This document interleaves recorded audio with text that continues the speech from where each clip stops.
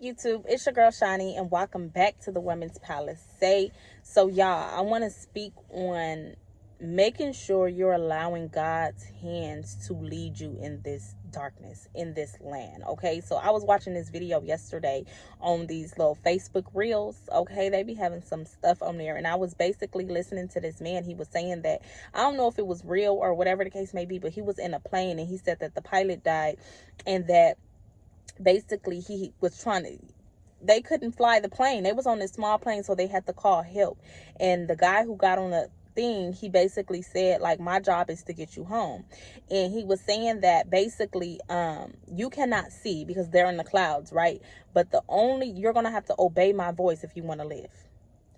And he was saying, referring that to God, because we live in a land, yes, we see things, but you have to allow God's voice to lead you into this land, because you can find yourself in traffic and you can walk straight into danger. And he was saying, like, 40 miles up, the man was saying that you're gonna, if you don't rise up or basically listen to his commands, they're gonna run right into a mountain, right?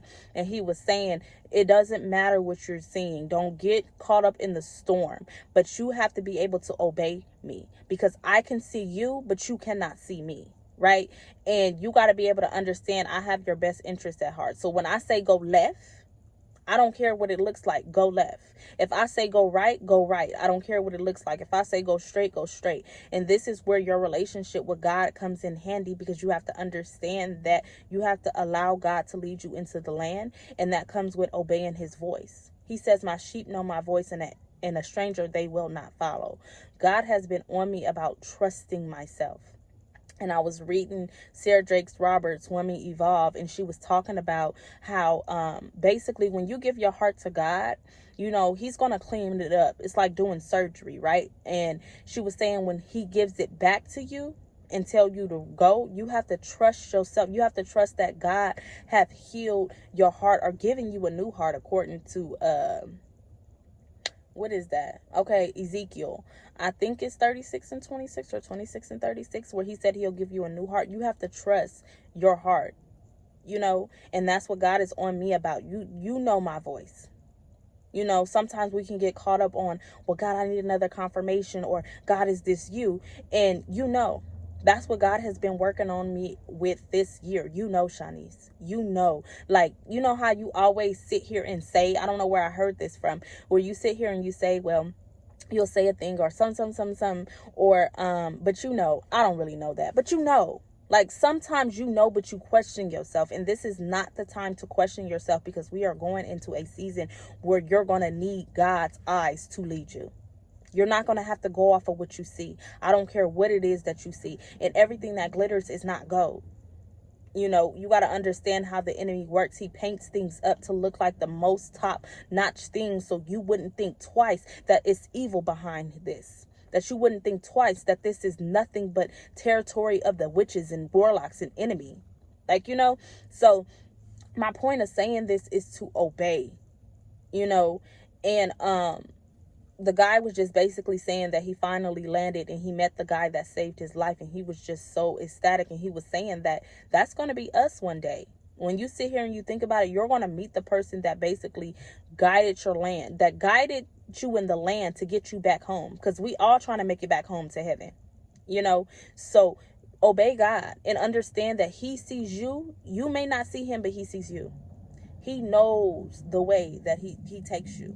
And you got to be able to obey his voice. And one thing I'm learning, I heard this perspective because I made a video where I said some signs if God is not speaking. It may be because you on a test, you know, you haven't did the last assignment. But another woman, I think her name is Denisha, I think that's her name, Fuel Your Soul, she was saying that sometimes God is not speaking is because it's no further instructions, which means you're gonna walk right into whatever it is that he's been preparing you for.